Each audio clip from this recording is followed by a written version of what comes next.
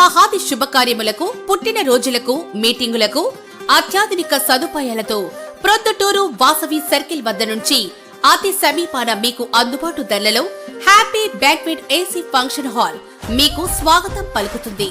మా function hall నందు వంట సామాగ్రి మరియు విశాలమైన కార్ పార్కింగ్, అతి తక్కువ మెయింటెనెన్స్ ఖర్చుతో ఏ ఫంక్షన్ అయినా మా happy banquet AC function hall నందు జరుపుకొని ఆనందాన్ని పొందండి. బుకింగ్ కొరకు సంప్రదించండి. మా సెల్ నంబర్ 9100600238 7799 000211.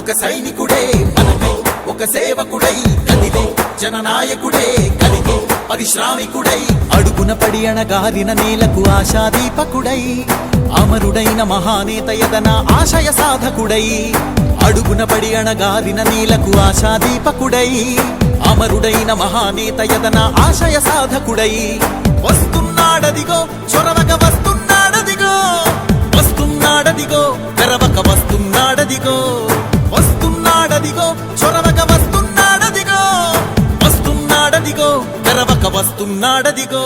జననేత జగనన్నా మననేత ఇతడన్నా, జననేత జగనన్నా మననేత ఇతడన్నా.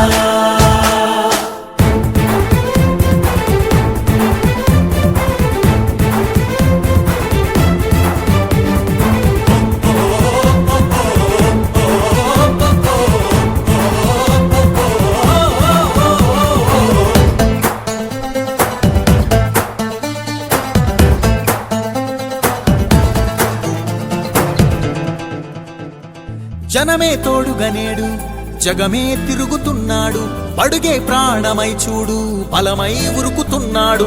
జనమే తోడుగనేడు జగమే తిరుగుతున్నాడు, అడుగే ప్రాణమై చూడు బలమై ఉరుకుతున్నాడు. రాష్ట్రం గుండె మంటలకు కరిగే కంటి నీరతడు, రాష్ట్రం గుండె మంటలకు కరిగే కంటి నీరతడు. అన్నం కాదు బతుకంటే అన్నే అంటూ మారాడు, చెమటలు చెరపని అలసట ఎరగని చిరునవ్వుకు చిరునామా ఇతడు. కూటమి ప్రభుత్వం ఏర్పడిన తర్వాత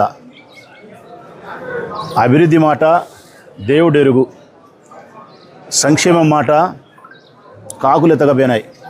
ఇంకా సంపద సృష్టి మాట అయితే పచ్చి అబద్ధం, అప్పుల సృష్టి.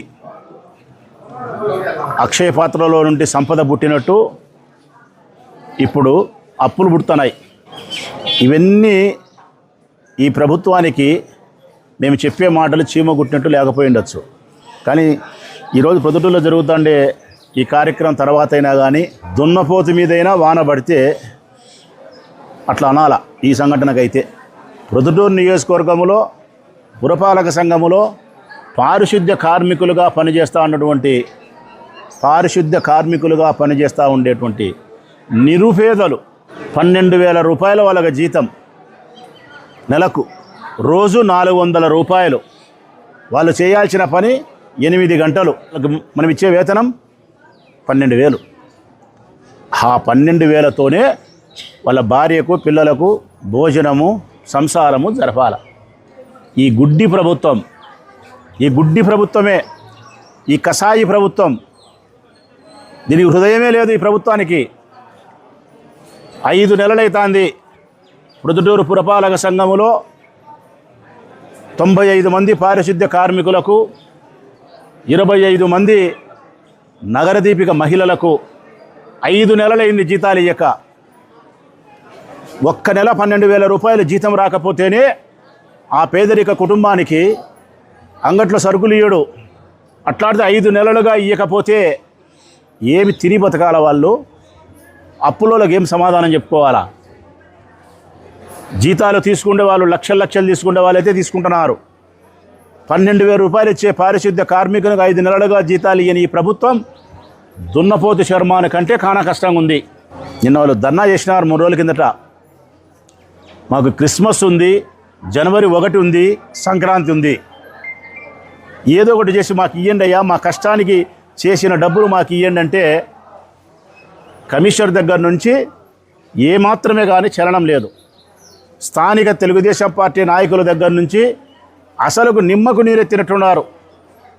అసలు ఎమ్మెల్యే గారు అయితే తెలుగుదేశం పార్టీ ఎమ్మెల్యే గారు అసలు వీళ్ళ గురించి పట్టించుకునే పరిస్థితి కానీ వీళ్ళ వైపు చూసే పరిస్థితి కానీ లేదు. వైఎస్ఆర్ కాంగ్రెస్ పార్టీ అధికారంలో ఉన్నన్నాళ్ళు, మేము ఎమ్మెల్యేగా మా ప్రభుత్వం అధికారంలో ఉన్నన్నాళ్ళు ఈ నియోజకవర్గంలో ఉండే మొదలుకుంటే ఇచ్చాపురం వరకు పారిశుద్ధ్య కార్మికులకు సర్వము మేము సకలము సమకూర్చగలిగినాం. ఎప్పుడు జీతాలు పెండింగ్ లేవు, ఎప్పుడు ధర్నాలు చేసిన దాఖలాలు లేవు. మా టైంలో ఎప్పుడైనా నెల 2 నెలలు 3 నెలలు ఏ కారణం చేతన జీతాలు ఇబ్బంది వస్తే మేము ఇచ్చినాం. 50 లక్షలు 60 లక్షలు 70 లక్షల రూపాయలు కూడా మేము తెచ్చి ఇచ్చి మళ్ళీ తర్వాత వాళ్ళకు జీతం వస్తే 2 నెలలకు 3 నెలలకు మేము ఇప్పించుకోగలిగినాం.